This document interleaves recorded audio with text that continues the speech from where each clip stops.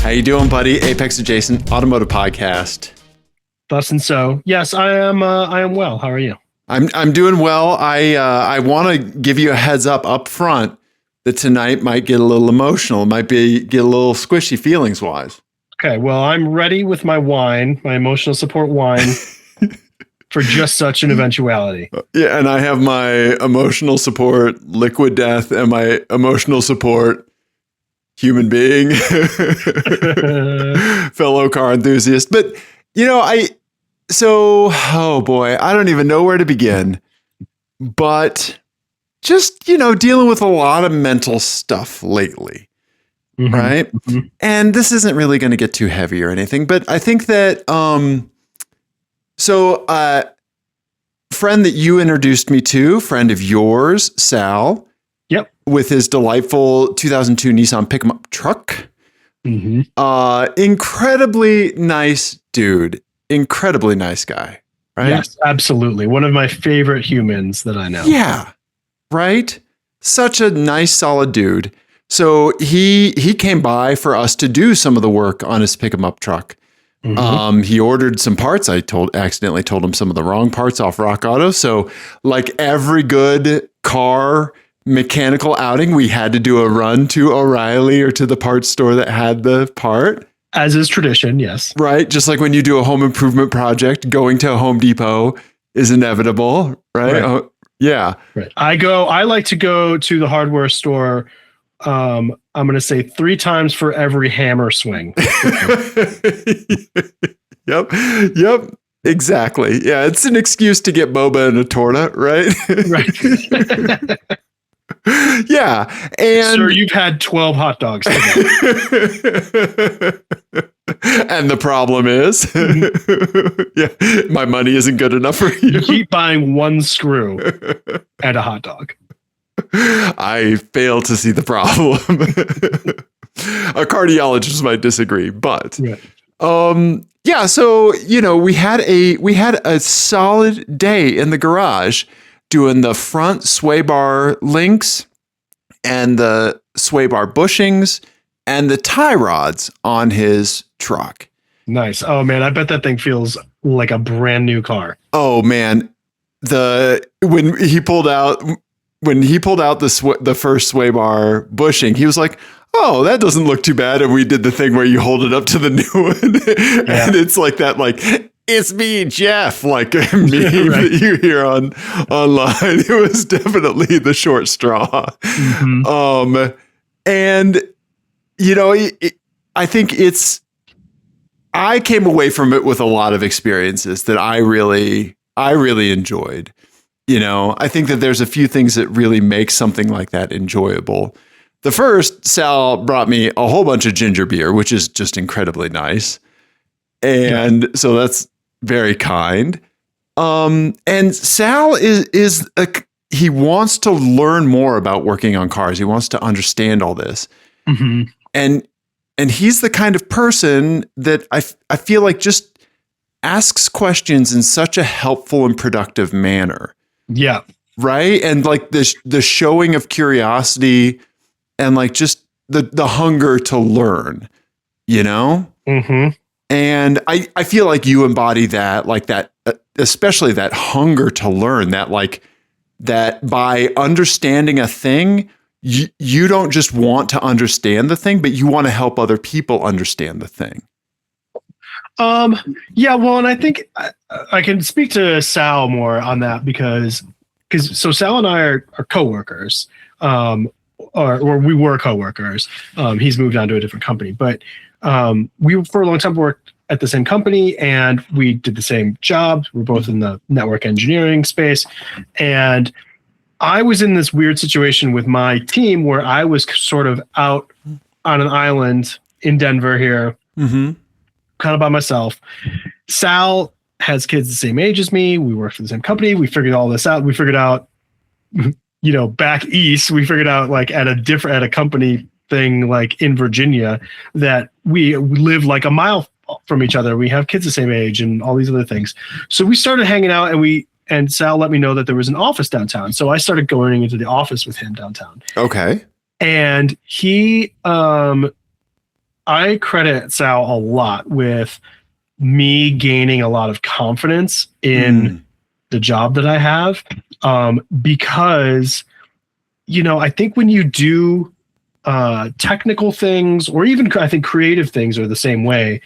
If you don't have a sounding board, if you don't have a collaborator or just someone to ask questions, or someone to ask you questions about what you're doing, you can kind of just get in your own head, and you just, for me at least, that's where like self-doubt just sort of creeps in. And then, you know, it's not until I get in front of other people and talk it through that I hear oftentimes I'll hear the thing coming out of my mouth and be like, oh, that actually sounds pretty good. Like I've thought about this for a long time. Right. You know? But Sal is so good at, he's that perfect person to bounce something off of. Yeah.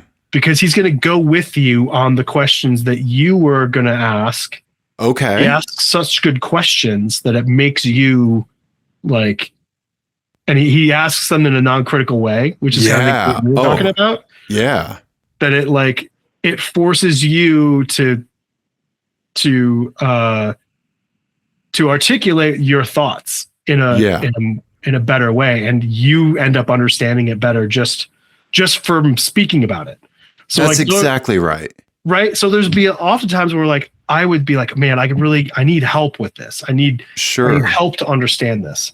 And he would just, in the course of asking me questions, he would draw out of me the things that I already knew. Right. But I didn't know I knew. Right. Yeah. And at the end of the conversation, I'd be like, oh my God, you helped me so much. And he was like, I didn't do anything. I was like, oh my God, yes, you did. Right. Yeah. Having that kind of person and being that kind of person is something that I really, as I've gotten older, I've really started to recognize that I want to be like both sides of that when it's appropriate, right? I feel like that makes me a better person. It makes the people I'm working with better, etc. Right? Well, and it takes a lot of patience to do that, because it's easy as the person who would be in like Sal's shoes in that scenario, like to get frustrated. And be like, well, tell me the thing. Yeah. You know, tell me what you're not giving me the information. Right. And there are people that I've collaborated with that do react that way. And that's helpful, you know? Yeah. Yeah.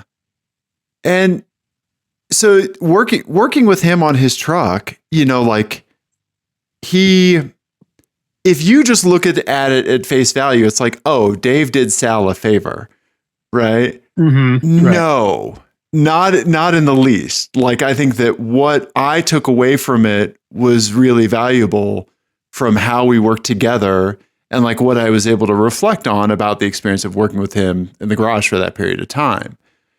And, you know, I've been missing my dad a lot lately.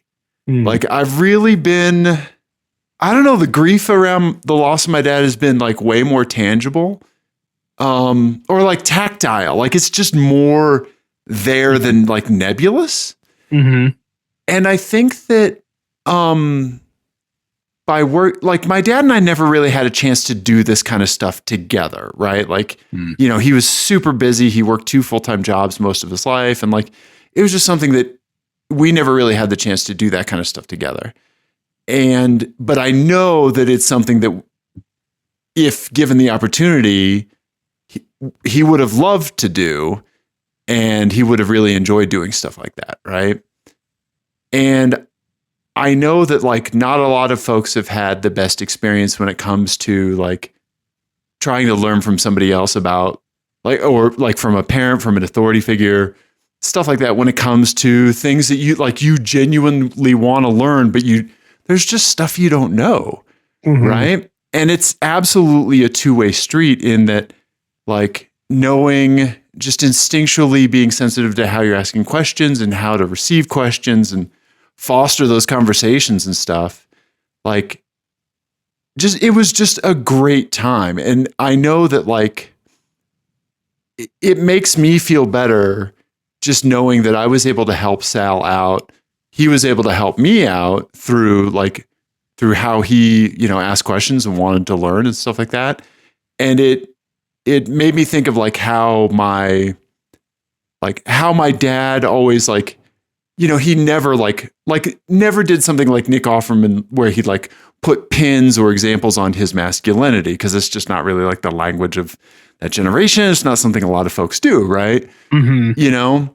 And I think that it helps me put a pin on how I see my role in my relationships and my friends and my masculinity with this, like the way that I want to and desire to care for others and to share knowledge that I have and learn from others as that kind of like very big tent pole of just who I want to be, right? Like I'm not always that person, but I do want to be that.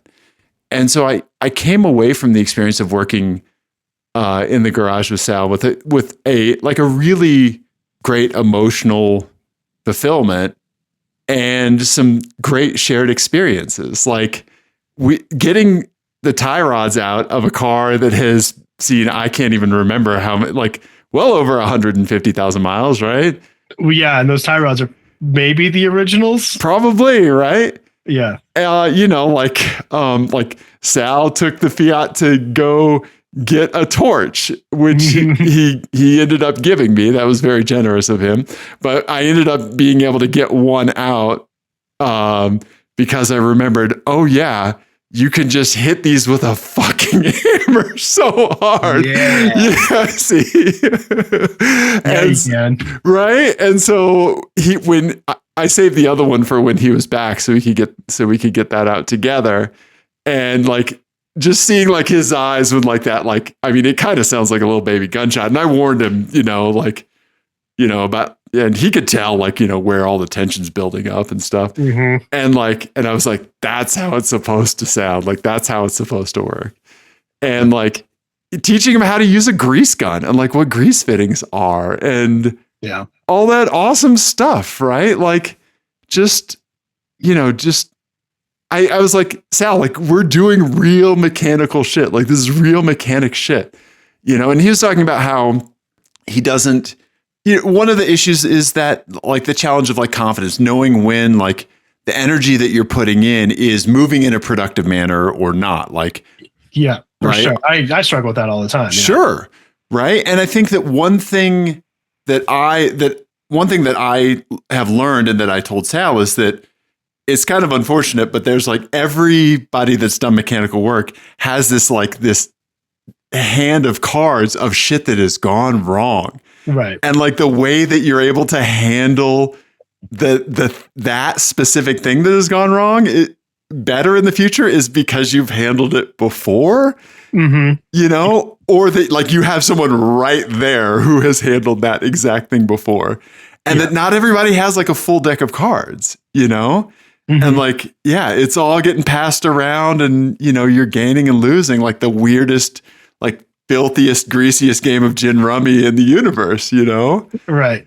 And, so just like, he was like, so what if we can't get, this thing off? And I was like, okay, so because we have this part, worst case scenario, we could Sawzall right here and that'll do this and then we can replace this, right? So just kind of like just showing him how I was looking at it. And he ended up using the oscillating tool to cut off a seized castle nut that we had put on the bulge on the tie rod end. And, as we were hitting it, that castle nut had deformed a little bit and it wouldn't come off. And when you're trying to turn it and the ball joint's spinning in the tie rod end, right? Yeah, we tried clamping it and all that stuff, but I was like, let's just get the oscillating tool. And so he cut off a seized castle nut, right? And it was, so we did garage updates, man. Like we did work and it was awesome. And I'm so thankful that I have the space. I'm so thankful that I'm able to have a lift. I feel truly, truly lucky to have these kinds of things in my life. And then people like you and people like Sal and people like my wife that like I was talking to her about how good the experience was with Sal, and she met him, and she's like, she understands and was so supportive of like the time spent doing it and just all of that stuff. I feel so fortunate in that aspect of my life, so it was Saturday, or no, it was Sunday. Yeah. Yesterday, it was a good day. It was a lot of work, but it was an awesome day and one I really cherish. That's awesome. Yeah. I'm glad to hear it. Thanks, man. Thanks. Did the truck got back together? Oh yeah. How did it feel afterwards? I'm imagining it felt like, because I've driven that truck a lot, and it was real loosey goosey in the steering department. I mean, oh, dude, like so I didn't drive it. Sal drove it, or on the neighborhood lap, like kind of like where we had the Fiat when you bailed me out when I blew the engine after rebuilding it. Right. Yeah. It was like, okay, well, we're going to go uphill so we can roll downhill. Yeah. Something goes wrong. But he said it felt night and day. And I mean, just from looking at the sway bar links were essentially ideas rather than physical connections. Right. I mean, like the bushings there was 1 out of the 4, because each one has 2 contact points.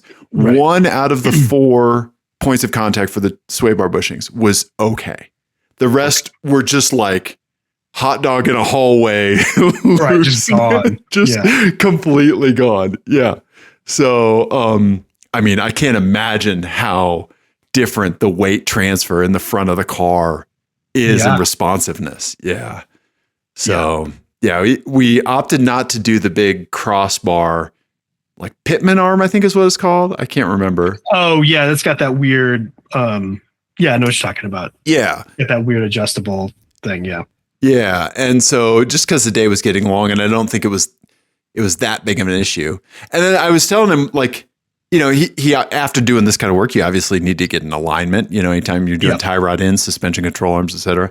And I was like, if you took the car to get an alignment before, they would have charged you an arm and a leg, because like they would have had to get out the torch. They might have had to put new tie rod ends on because they couldn't get, like maybe even new steering knuckles, And so like, you're going to show up to the alignment shop with completely clean, unrusted tie rod ends that they're going to be able to like pop the castle nut. The cotter pins are going to bend right back.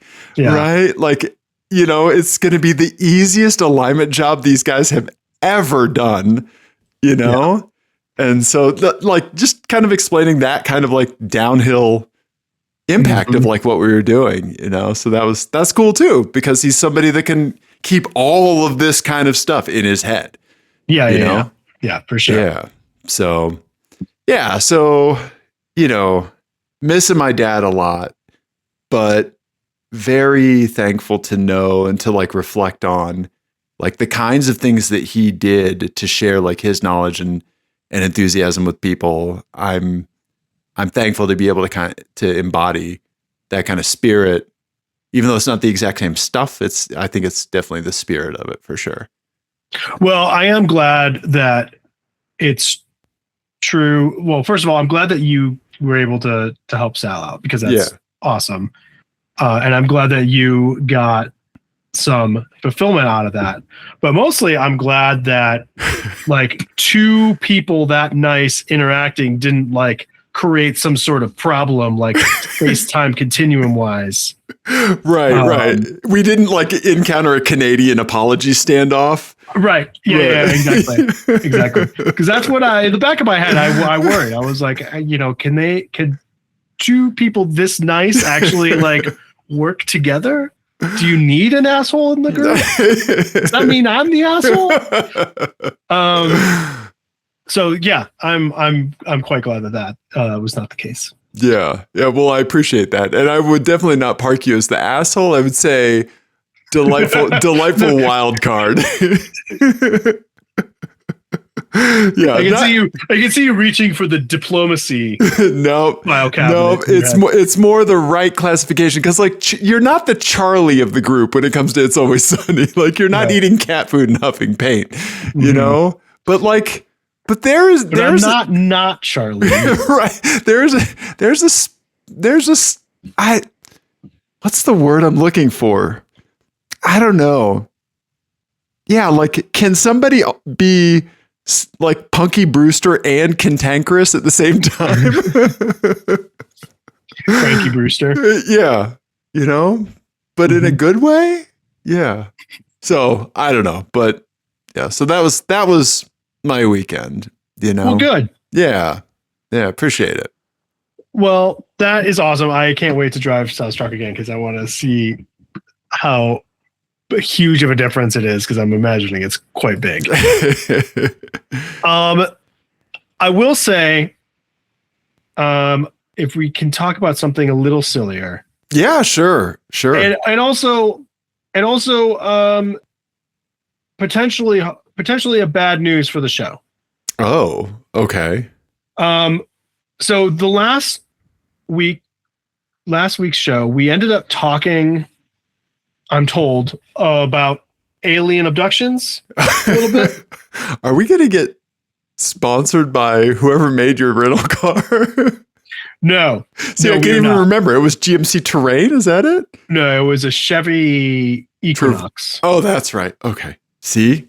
Okay. Right. Yeah, so we were talking. That's right. That's how the alien abductions thing came up. I had forgotten. Right. That's right. Okay. We had said that it was such a forgettable experience that explains alien abductions. And that people were just driving Chevy Equinoxes, and that's how they lost that time.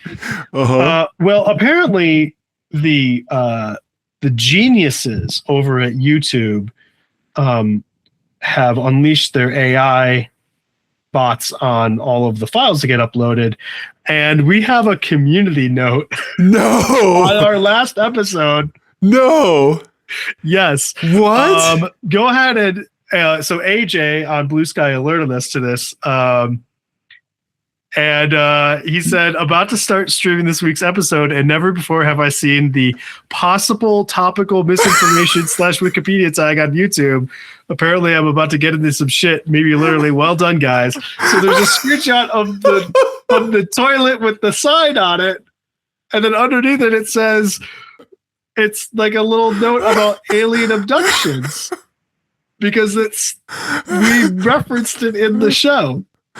Oh my God. Oh my God. Oh my God. I don't even know what to say. Yeah. So I reposted it and said, Apex Adjacent, the car show YouTube warned you about. I just love that we have a community. Like, that's our first community note. Right. Out of all the shit that we have said. We've joked about posting feet pics for years. Yeah. Yeah. Nary a peep. Right. From the community notes, but we mentioned alien abductions. I'm sure this is not even the first time we've mentioned alien abductions either. Probably not. I mean, surely we've talked about the Ford probe before, so obviously. I mean, I don't know. I was very surprised. Oh, wow. Yeah, so the depressed slowly picture. And it says, Wikipedia, alien abduction is the phenomenon claimed by people reporting that they or their patients have been kidnapped by extraterrestrial beings and subjected to physical and all psychological experimentation. Mm-hmm. I mean, the subjected to physical and psychological experimentation is exactly what Chevy did to you. Yeah. Yeah, I agree. Against your will. Wow. Yeah, I was very surprised. But I thought it was pretty funny. I do like Steve's reply where he's like, finally, I've been flagging your show for years. That's very good. Yeah. Yeah. This podcast mentioned the term al dente in 2 consecutive episodes. I cannot stop thinking about Viagra al dente. Right? It's so really funny. That's one of the funniest jokes to ever get. One of the funniest bits in the. Oh my God! Yes. Yeah. Wow. But wow. Yeah. Thought you might enjoy that. Oh my God! Thank you, boy. Yeah. Thank you, AJ, for bringing that to our attention, because obviously I would never have seen it. But wow. I love that. Oh man, maybe some of the like really egregious episode titles, like about like mushed genitals and stuff, happened before we even went to YouTube. I think you got to hit the podcast feed that is everything. Yeah, so this in our description. Yeah. I think what the real explanation here is that the reason that we're not the number one car podcast ratings wise. I mean, obviously we're the number one car podcast, like content wise, obviously.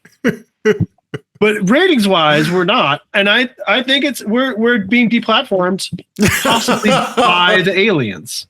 Right. And lack of evidence is proof of a cover-up. Yep. Okay. Yeah. Let's get to the point where that dude that like that Google debunker, like archaeologist guy, Milo, Minuteman Milo, I think, or Milo Minuteman. He's either like, hear me out, aliens. Okay. He debunks all those people. Oh, okay. Gotcha. Yeah. Like he does a takedown of our show. Right. Yeah. Yes. That'd be great. Yeah. I love that dude. Minuteman is this YouTube handle. If you just need to watch somebody go hard on conspiracy idiots on the internet, just, sub to that guy. He's very entertaining and very good. But yes, I don't feel like plausible explanation. We've been deplatformed. I think you're right. I think that we made it then? Like, yeah. And I think we would have made it more were it not for the YouTube censors. True. Keeping us down, treading on us. Yes. Unacceptable. Right. Yeah. We've been canceled. This cancel culture is out of control. Yes. The next time I go to the doctor, I'm gonna tell them that I'm overweight because people just keep shoving taffy in my face. People keep canceling their desserts into me. Cancel culture. Yes. Okay. All right. Hey, I think badge of honor for us. Mm-hmm. You know, I feel no, not badge of honor. We need to be angry about this, Dave. Be angry. Yes, because I think that one thing that this show could be defined so well by is our consistent righteous anger. Yep. Yeah.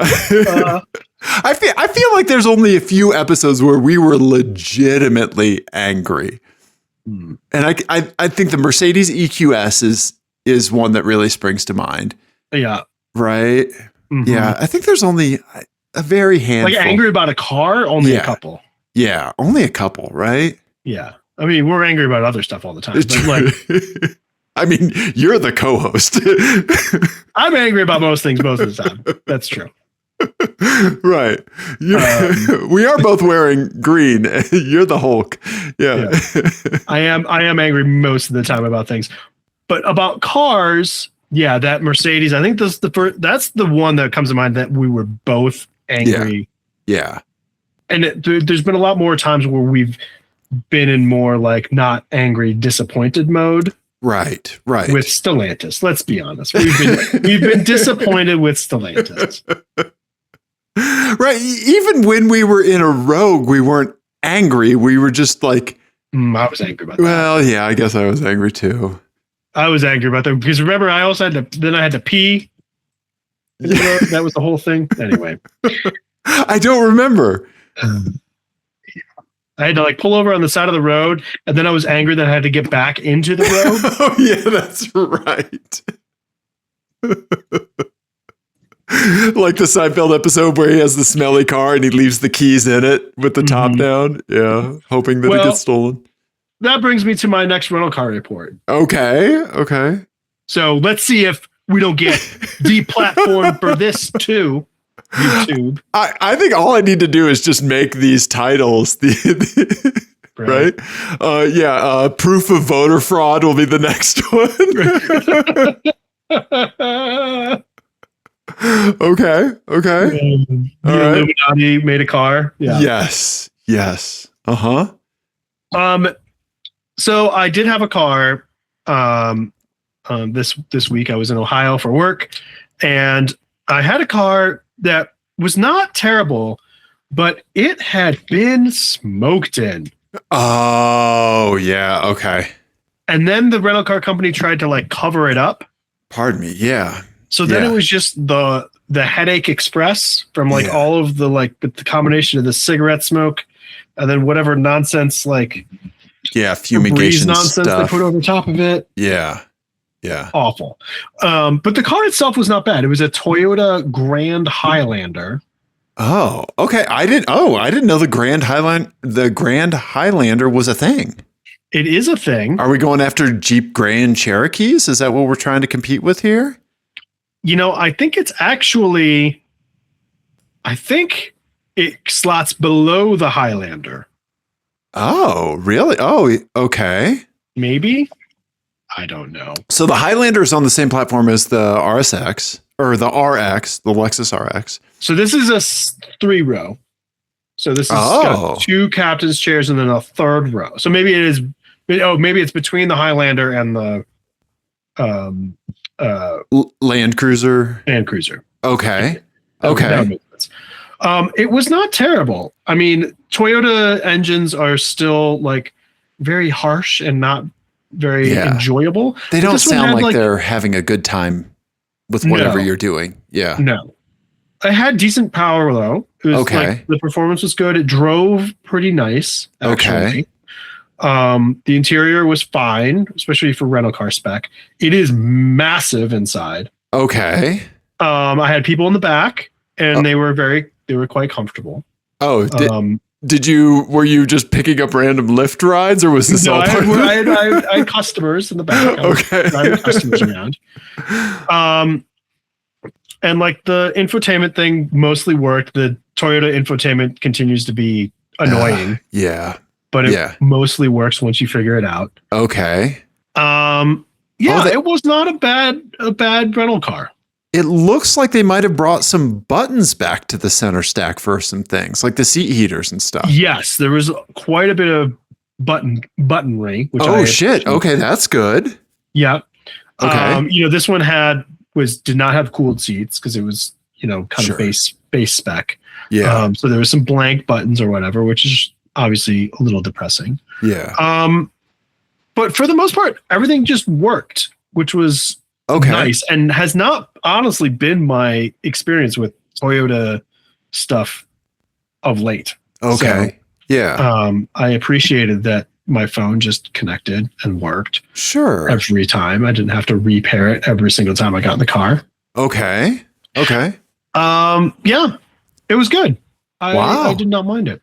Okay. And it was just the standard gas model because it looks like they have an electrified model as well. It was not a hybrid. Okay. Gotcha. It was just a gas model. But yeah, I don't know what has happened with Toyota's engines over the last, I'm going to say 10 years nearly. Yeah. But they all sound like they're being tortured all the time. They do. So my wife, instead of buying a new RX, she went for the BMW X5, right? Which was just a massive turn for her. Yeah. Right. And it is because of like the center stack, like having to go into the screen to get into sport mode, like 2 or 3 clicks on the taps on the screen instead of just being able to hit sport mode or not even need sport mode because of is the engine good or not? Right. Or the drivetrain good or not? And this is for the plug-in hybrid models too. But yeah, it in every like loaner that I've had from the dealer, all of the RXs and everything, they sound like they are truly unhappy with whatever you're doing. Mm-hmm. Yeah. And you'd think like even on more for the Lexus line that they would just throw a whole bunch of sound deadening at it to fix that. You would think. But they don't. Yeah, I don't know if like somebody and they don't do much on the Toyota stuff to deaden it either. And I think it's like, I don't know if somebody over there thinks that the engine sounds good. Like that this is like the Nissan VQ. Like it very divided opinions. And they're like, oh no, this is great. Yeah. Which that's as we've established on the show, that's one of my big hot takes is that I think the VQ is like the most massively overrated engine sound wise. Okay. I think it sounds like a good V6 being played through laptop speakers. I like the sound of the VQ. I think that there are way too many exhausts. It's way too easy to ruin the sound of the VQ. Could be. That could be most of it. I think it's a factor, but I think that like it is. I feel like a kind of a polarizing tonality, right? Mm-hmm. Yeah. You know what I was thinking about the other day, because there was a Porsche going through my neighborhood that sounded so good. It was 993 Carrera 4. So like last of the air cooled, and man, it sounds so good. It has a really nice exhaust on it, and every time it goes by, I'm like, oh my god, that thing sounds amazing. Yeah. Best 6-cylinder sounding engines. What's your top 5? I think I have a top 5. Okay. All right. Let's get into it. Let's diverge from the rental car report. Yeah, we don't want to talk about the Toyota Grand Highlander. Let's talk about sweet sound of V6s or not V6s, 6 cylinders. 6 cylinders, absolutely. Is it gonna be a flat 6 or an inline 6? Yeah. Let's see here. Really like even though the vehicle is completely horrible, the Maserati giblets, the Ghibli, that had a V6. I thought that sounded great. I like the VQ. I like all VR6s. Yeah. Right. I like the BMW straight 6s, of course. I think sound great. I think PETA's E36 M3 sounds fantastic. It does sound good. Gosh. Does a Porsche make it in there for you? I think it does just by default. I think that they're all great. Yeah. A Subaru, the 3.0 or 3.6 flat 6. Oh yeah. When they just like straight pipe it or just like put a fucking just Alibaba Express exhaust that has nothing to it. I think that sounds delightful. Yeah, that's a good choice too. Thank you. Yeah. Let me hear your rundown. I definitely go so L24, which is the 240Z engine. Oh yeah. That car with a big exhaust on it sounds so good. Right. I would say the VR6. Yeah. Obviously. Oh, legendary sound. I would say the Busso, the Alfa Romeo Busso V6. Oh yeah. Okay. Right. Yeah. Definitely that. Porsche Flat 6 for sure. Yeah. And then I would probably go not VQ. Uh-huh. I would probably then also go either BMW straight 6, like maybe the E36. Yeah. E46 era. Yeah. Probably. That's probably where I would go. Okay. Yeah. Yeah. And I think the BMW and the Volkswagen engines, I feel like have the distinction of like being able to also make completely magical intake noises as well. Right. Yeah. Yeah. Well, and I think that's the Busso engine too. I might also throw in my old SHO engine. Oh yeah. Yeah. That thing had amazing intake noises. Yeah. That was pretty sweet. So okay. Yeah. Yeah. I'd put that in there as like an honorable mention. Yeah. For sure. Yeah. Nice. Above VQ as well. Yeah. Yamaha, man, they do amazing things on engines. My GSF engine is Yamaha developed. Oh, I didn't realize that. Yeah, it's a Yamaha. I know at least the intake is Yamaha developed, but yeah. They're good at that shit. Right? Yeah. Do you want a piano and also an insane awesome engine? Yeah. Huh. Yeah, I'll have to think if there's any other V6s or 6 cylinders that I can think of that I really like. I gotta say, I think the working man, like the character actor, the Brian Dennehy, the Oliver Platt award for like inline six sounds to me goes to the Jeep 4-liter inline six. Oh, really? I feel like that exhaust noise is just, it's not good. It's not bad. I feel like it's just comforting. Okay. I feel like it's just I don't know, embracing in there. I don't know. Okay. Right? All right. I don't know. I've never thought of that as a particularly like pretty sound. I always think of it as more of a racket. Yeah. Maybe that's because I mean, it sounds like competent. Yeah. You know? Yeah. Maybe that's just the death rattle stuff happening up front. That Yeah. Uh-huh. Yeah. Okay. Right on. Okay. Nice. Nice. Well, what else we got? You got a license plate game? I do. The thing that I wanted to loop back on Toyota and kind of their drivetrains is it's surprising, but you and I did not get that from the Prius Prime that we drove. Because I think it felt undertaxed. Right. I think that there is a way to unfuck it, and they did it in the Prius Prime. Like lightness. Sure. Yeah. Lightness, a better battery, like kind of better software handling transitions and all that stuff. Like I don't know. The center stack stuff is still garbage. You know, I mean, I think I still have on the soundboard. You know, it could be also that we were just so surprised by the rest of the car that we didn't notice it. You know what?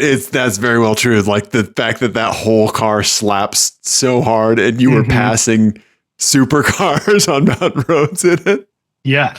Yeah. We might have just been so wowed by the rest of it that we weren't paying attention to how awful the engine sounds all the time. True. Maybe. Yeah. We might need to revisit a Prius Prime. Yeah. Yeah. Yeah. It seems like such a solvable problem to me. I don't know. I agree. Okay. It's a weird choice. It is. Toyota. Right? You know, it's not like we're on the like Lincoln level of disappointment with them, but like Toyota. Right. It's such a weird blind spot, right? Like it's such a weird thing to not pay attention to. Yeah. Or to just be like, that's good enough. Right. Like it's such a big part of the driving experience. Like, why not fix that? Oh, yeah. Like put some resources into that. Yeah. They made a person who it would have been their fourth Lexus go to a different brand. No, it would have been their fifth. It would have been my wife's fifth Lexus. Crazy. Right. Well, and I mean, they also made the Lexus LFA known around the world as being one of the best sounding cars of all time. Yes. And then they also make every engine they make now. Right. You have my GSF and the LFA and then everything now. Just, yeah. Why are you doing this? That's what all of them sound like. It makes me think. I just did the thermal paste on my 2017 MacBook Pro, and this is actually the second time I did it. I was still getting like it'd be that thing like you turn it on and the fans just ramp to mock Jesus, right? And I did the thermal paste and it still kept doing it. And it seemed like it was somehow hotter after I did the thermal paste. And so I took it apart recently. I got some of like what's the newest, latest shit? I can't remember. Thermal Grizzly, I think is what it's called. I got some of that stuff, right? And when I pulled up the heat sink, I could see like where I had fucked up and like it had made poor contact. And I repasted it and like I did the thing like perfectly, like spreading the thermal paste and like taking my time. And it's so silent now. It's so quiet and it runs so much cooler, like 20 degrees cooler Celsius just on the regular. And it makes me think like the Toyota stuff is just like the before in that scenario. Like it is just completely unnecessary. It should not be doing that. Yeah. You know? And as a sort of like ratio of expenditures, you springing for the nice thermal paste is probably about what it would be like for Toyota to fix this problem. Right. Yeah, because it was like a choice between $15 Arctic Silver or $20 Thermal Grizzly. Right. Right. So, yeah. And then just doing it. Toyota. Right. Just doing it. Yeah. Okay. Well, other than beating up on Toyota for their atrocious sounding engines, what else were you talking about tonight? I have a license plate game for you. We have some listener my eyes, and then I need an album from you. And I want to let you know that I did attempt to listen to the previous album, and we can talk about which one was. Oh yeah, let's talk about it later. Yeah, okay. We'll talk about it. Okay. Okay. What should we do first? You want to do listener my eyes first? Yeah, let's do it. I have two for you. So Jesse and Eric sent us something here. So Jesse sent us. This is something I want to see more of this. She sent in something and said, this is a new high score. And Ian, you're going to love this. Here you go. Okay. It is. Oh my God. So this is tell people what this is. This is the center screen on a Hyundai or Kia something. And it's the tire pressures, and the tire pressures in ascending order are 53, 54, 59, and 60 PSI. And look at the temperature. Ambient air is 40 degrees Fahrenheit. Oh, that's a good point. So that is in cold weather to right when pressures would normally be lower. Do this? I don't understand. Rental car, man. Rental car. It must be the people at the rental car company that are just like, stick the hose on. Check it. Right? This is like when you're a kid pumping up your bike tires. It is done by visual only, right? Yeah. Like, or maybe the thumb in the sidewall. Yeah. Right. So if you get a rental car and you have a high score that can beat Jesse's, right? I think we should probably do like an average, like we should keep a running kind of like scoreboard of like who has like the greatest disparity between two tires, like the high and low. Yeah. The biggest delta, and then the highest average for all four wheels. Now, because we've already been canceled by YouTube, I feel like we should also not get canceled by like the Consumer Safety Board and put out a disclaimer saying, do not cheat at this and try to pump up the tires beyond this, because an exploding tire is a bad day. Yes. The fact is, you should be getting your rental car. You should be looking at this to make sure that you're not driving on stuff like this. Right. And then you're bleeding, or you're having the rental car folks put it to the correct pressure before you leave, which I know we all have time to do. I have never once done that.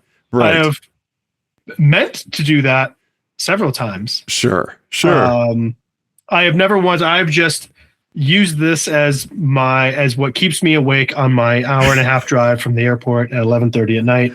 Right. To mutter to myself about how people could be so careless while I look at it as I drive in anger. While you're hydroplaning left and right. You're right. No, I did once. The only time I ever did take air out of the tires was I did have a Mustang. And the tire pressure was like 55, and it was raining, and I was like, "This is ridiculous. I'm gonna die." You would have. So I did go out there, and I just like with my thumb just bled. Yeah. Right. Yeah. That's insane. So that is an average of 56.5 psi per tire. Okay. So yeah. All you car renters out there, check it before you wreck it. Right. Yeah. So, so I figured you would like that. And the bass was just like smashed all the way up too. Yes. Oh God. Yeah. The audio. Yeah. We just assume that I got in the last loaner I had from Lexus while they were working on the GSF, and not just like the bass and the treble, but the mids were all the way up too. Oh yeah. No, I know. You know what my new routine is? Factory reset. Factory reset at the beginning and at the end. Yep. Yep. That's a great idea. Yeah. And now that's the one nice thing about modern infotainment systems. You just do that factory reset thing. Yeah. And you don't have to go through and delete like 70 iPhones out of there. True. You can just factory reset at the beginning of your rental, factory reset at the end, done and done. Yeah. Yeah. I did not do that on my last loaner. I did adjust the stereo settings, mainly because I was actually taking calls through the hands-free while I was driving because I had a lot of driving to do. And it just sounded like shit. Like people's voices sounded horrible. And I was like, what? This cannot be so bad, and saw the settings. But I saw like somebody had their Samsung synced. I think their first name was like Tara or something like that. And like all of Tara's data was up in the infotainment. And I was like, oh, I think like Tara might have their car in the shop so much that this is their loaner. And if I factory reset this, that might make it a bad day for Tara. The seat memory is Tara. Yeah.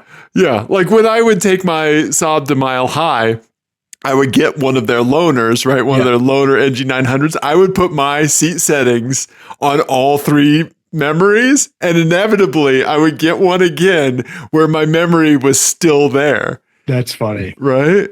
Yeah. So, So rental car stuff, man. So, But thank you, Jesse. And thank you for starting a new competition that I want to keep going on the show. That's impressive. Legitimately. Right? Yeah. That's a good one. And then PSI, crazy. Right. And then our buddy Eric went to the Chicago Auto Show, and he said that there were a whole bunch of cool things, but the thing that he sent us was this, which I think is the coolest of the coolest. Tell folks what this looks like, Ian. This is like a Suzuki like Samurai, but it's a 6x6. Yeah, it's a 6-wheeled Samurai. Oh, cool. Yeah. And it's got like a big box on the back. Yeah, like a big like utility kind of like overlandish camping box kind of thing. This looks rad as shit. Right? Yeah. Right? Tinier car, bigger tires equals smiles. That's pretty legit. I like that a lot. I want one. Yes, right? Yeah, this is the kind of car like, and I feel like my Abarth is like this. You just feel like a kid when you're driving it. Like you get the feeling you had when you had a bicycle as a kid. You know? Yeah. I don't know. This looks pretty beefy though. Like look at the size of that winch on there. Oh yeah. Yeah. No, it's beefy as shit, but also like, you played monster trucks when you were a kid. Yeah. You could drive this up a flight of stairs probably. Yeah. It looks cool. Yeah, you could ruin a cookout. Yeah. Yeah. Eat your heart out, angry as Jeep people. This is way cooler. There you go. That's how it's done. Yeah. Right? Yeah. So thank you, Eric. Thank you, Jesse, for sending those in. For sure. Absolutely. Yeah. And Dave, I need you to give me a license plate game, please. Yes, let's do it. Let's do it, buddy. I made this one just for you. I want you to see if you can tell what kind of mood I was in. Okay? Okay. This one is called No. Dave's just hungry. There you go, buddy. Okay. Oh, boy. Okay, so we've got a lifted NA Miata top and B NA. I think NA, yeah. Yeah. And then we've got an Acura MDX? RDX? I think that's the RDX. RDX. Yes. And then we've got a turd Tundra. In black at the bottom. Yes. And then the license plates. Nuggies, Slurpee, and Taquito. Okay, I'm going to need some zoomies and enhancies for sure, because I already see there's a sticker on this Absolute Heroes Miata. Yeah. We've got a couple stickers. That's like Paco Moto. Yeah, okay. And some go faster things.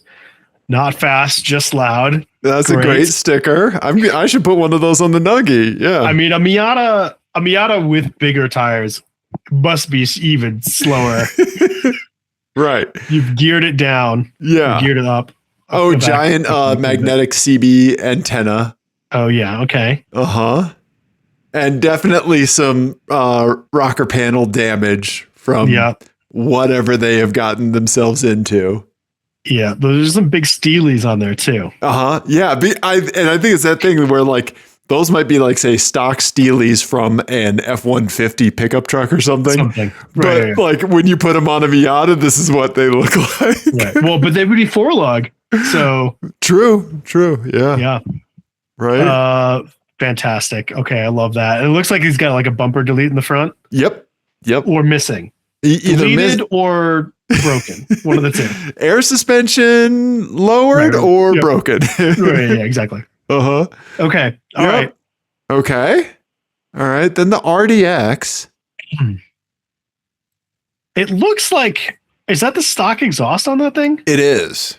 It is. Okay. Yeah. Acura goes kind of hard with the exhaust stuff. Okay. Silver. Yep. Boring. Yeah. Colorado plate. No license plate frame. Okay. Yeah. All right. Okay. And then we've got this thing. Yep. 1794 edition. Is this a Tundra or? Yes, this is a Tundra. Surely that's a Tundra. Yeah. Black wheels. The license plate frame from like the dealer. Yep. Some tint, some black wheels. 1794 edition. Yeah, like the chrome on the mirrors. Ian's Googling 1794 edition. Tundra. So I want to see if this is like a dealer package thing. Yeah, it's like actually stamped into the tailgate, so it's not just decals. Yeah. It's like actual sheet metal bending happened. Okay, so this is a Texas thing. Okay. Found near the historic Texas ranch where Tundra's San Antonio assembly plant is located. Okay. Okay.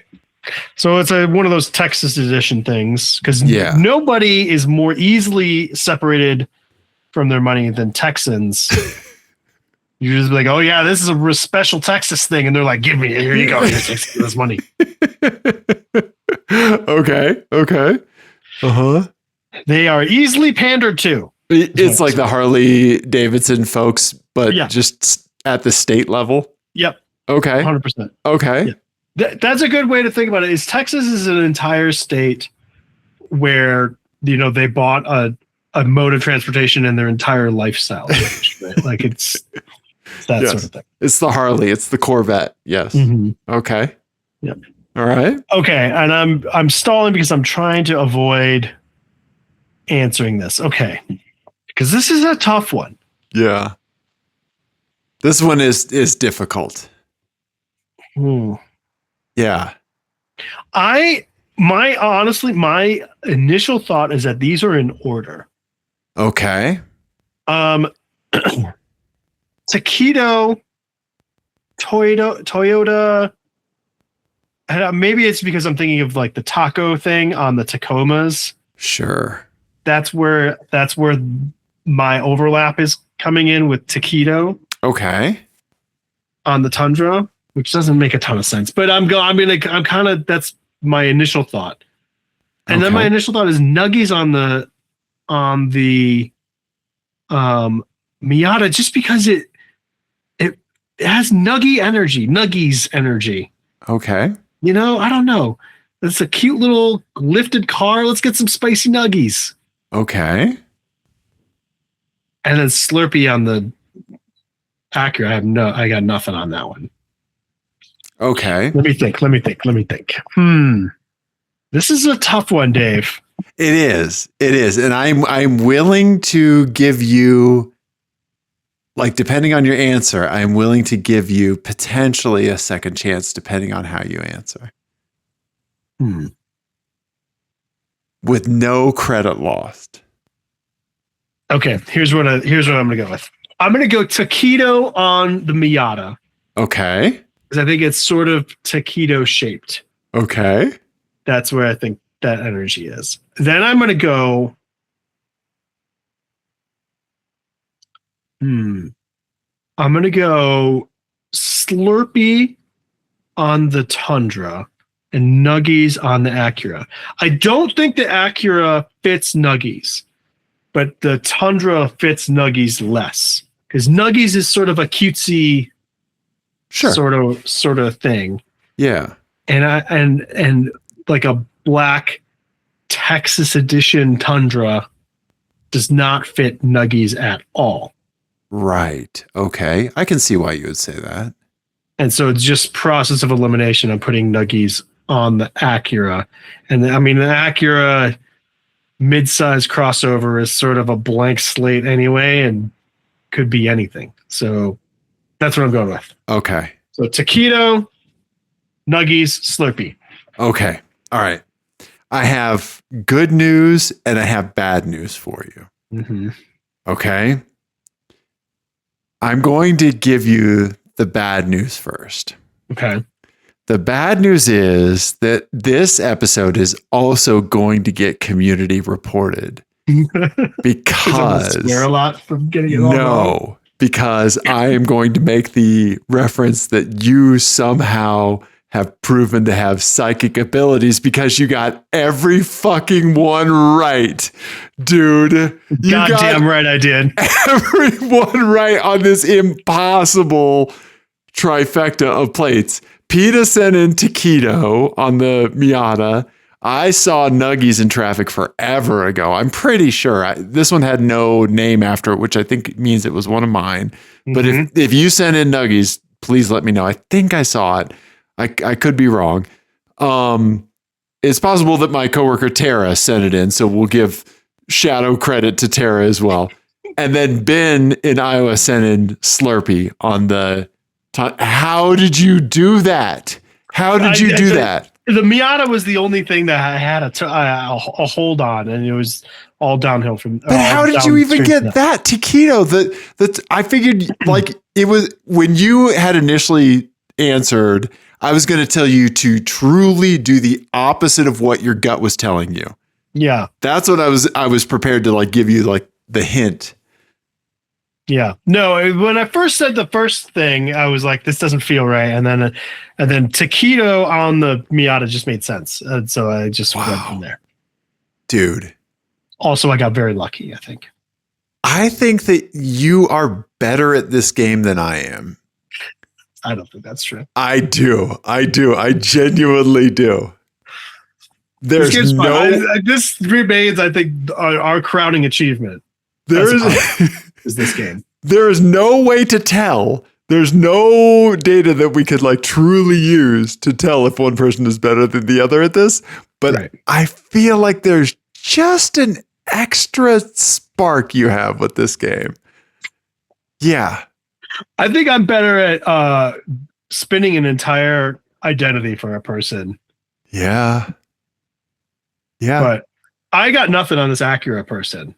Right. I don't know how you end up being, silly and frivolous and end up with an Acura MDX. You know what it is? It is the Denver Nuggets fan that thinks they are the funniest person in the office. Denver Nuggets. You're right. That's exactly what it is. And because we're not default sports boys, nothing against sports boys and sports people, just because it's not something we naturally go to. Because when you and I read Nuggies, we're thinking, chicken. I was thinking chicken nuggets, and I was also thinking I would eat some chicken nuggets right now. Exactly. You look at why I made this play game. Yep. I'm fucking hungry. Yep. Yeah. No, you're right. This is a Denver Nuggets season ticket holder who says working harder, hardly working at the office. Yes. Absolutely. That's you nailed it. Nailed it. It's only because I've had time to think about it. They get out of their office khakis and into their Denver Nuggets khakis before going to the game. Yes. Yeah. Yeah. Is this who, like, when I went business casual to a Mastodon concert, was that who I was being at that time? Yep. Okay. Yeah. Yep. That was a really good one, Dave. Dude. It was tough, but fair. Yeah. So prepare to write whatever appeal we need to write to YouTube to keep them from deplatforming us, because I'm going to talk about your Ian psychic abilities. We'll do a rip off of Johnny Carson's Sarnak. Like, yes. Uh-huh. Taquito. Sponsor me up. Nice, buddy. Nice. Okay. Thank you. All right. Should we wrap it up with an album of the week? Yes, I need an album of the week, and I want to tell you that I made an attempted listen at last week's album of the week, that Animal Collective. Oh. Yes. Oh, you struggled with that one. It wasn't the album. It was where I listened to it. Oh. I listened to it in my car. Okay. I don't think that's a good car album. I think that's a headphone home stereo album. It's a good headphone home stereo album for sure. It's also, again, I said that the best place to do it is that first day that you have the windows open in the house. Okay. And you're like doing your spring cleaning. Yeah. Yeah. Excellent record for that. Yeah. So I want to take a headphone stab at it, because I think I liked it. I think it just didn't sound right. I can't remember if it was the Fiat. Maybe it was the Fiat I was listening to it on, and not in the Lexus. Yeah, and I will say, because I have heard it on stereos that aren't good, and or not even not good, but like not tuned for it. Like if you have it all, any tinniness in the sound of your stereo, there's a lot of treble happening. Yeah, yeah. It's very like kind of like Pet Soundsy sounding, like Beach Boysy sort of sounds. And there's a lot happening up top. For sure. There's a lot happening up in the treble. So if you don't have good clarity in the treble, it's going to sound like ass. Yes, it will get muddy that's quickly. A good point. Yeah. Okay. Yeah. So I want to listen to it with these. Yeah. There you go. Yeah. Well, this week, I am doing another thing kind of inspired by my visit to that amazing record store in Oxford. Which is, I found a record there that I have been kind of like half looking for a long time, but not enough that I wanted to like go seek it out on Discogs. Right. Just buy it, add to cart. Okay. But it was always like one of those things like, if I see this record, sure, for a decent price. Yeah. On site. Okay. It is John Entwistle's record. So John Entwistle was he was the bassist for The Who. Oh, okay. And so this is his first solo record called Smash Your Head Against the Wall. Okay. Which is a fucking great album title. It's a great album cover. Uh-huh. And this record rips. I love this record. It's kind of like a very underrated gem of like early 70s kind of classic rock era. Okay. It's got some very aggressive parts in it. So he was a very loud bassist. Yeah. Famously.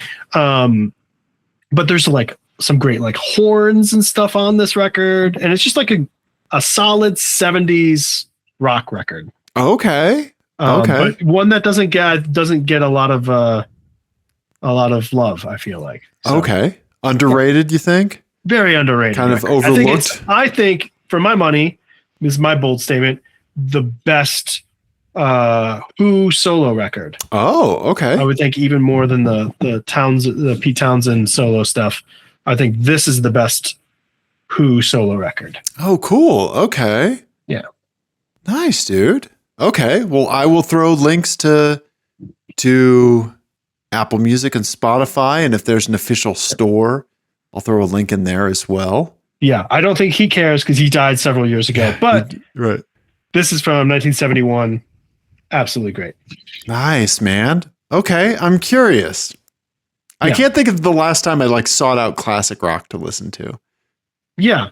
Yeah, I don't do it a lot either, but like, because part of the problem with classic rock stuff is like, I like that style of music a lot. And I mean, I'm a huge Who fan, so I do listen to the Who kind of on the regular sometimes. Right. But most of that stuff, like you've just heard the songs so many times. Right. Yes. Just the age that we are, It's like how maybe somebody 10 years younger than us, like probably feels about AC/DC. Like they've never stopped hearing AC/DC right their entire life. Right. Yeah. But there's a few records from that era that like I can listen to for the rest of my life and I'll be fine. And like, Who's Next by the Who is definitely one of those. But this record is so great because it's like, it has all of the like things that you like about classic rock, but you don't recognize any of the songs. Okay. So you can kind of listen to it with fresh ears. Okay. Yeah. It's a great record. I love it. If you could just completely rule out like the stereo of the car, what car do you feel like best fits the vibes of this album? Ooh, of this record. Yeah. I think it would be something like that Nissan Z that we like an old 240Z. Or newer Z even. Oh, really? It's like it feels old school, but in like a new in an unfamiliar way, right? Where like it felt, because that car felt very analog and felt very muscular. Yeah, and it was a familiar formula, right? But like it was doing it in a way that was unfamiliar, and we had to like kind of get to grips with it. Right? Okay. So that's how I put this. Like it's definitely a very muscular sounding record. It's very like it's not like crazy loud and aggressive. It's not metal or anything like that. By any stretch. But like it's just a solid rock record, and it's a familiar-ish package, but you haven't heard any of it before. Okay. Yeah. I like that. Yeah, I like that. I'm gonna ask you more about the car that matches the album. Oh, okay. Now I have more homework to do. Now I have to prepare 2 thoughts in my head. Unacceptable. I like that. This shall not stand. This is too much now. Yes. Okay. All right. At the risk of making you flee the show. No, I like that. I like that. I like your comparison. That's good. Nice. Okay. I think we did a car show. Yeah. Your boy's a sleepy boy. I can tell. Yeah. The Crypt Keeper came early tonight. Crypt Keeper came early, Ian. Dave, what should people do? Oh, they should definitely send us vanity plates. 720-515-1391. Send them on in. You should definitely give us a follow on YouTube. Subscribe to us on the podcast stuff. If you want, you can join our Patreon. You don't need to. Yeah. Talk to me on the Blue Sky. Apexadjacent on Blue Sky. Do that. Yeah, because Ian's holding it down. Report our videos for violating community standards on YouTube. Yep. And I think that's a good thing for folks to do. Absolutely. Everybody, thank you. We love you. Goodbye. Buckeyes.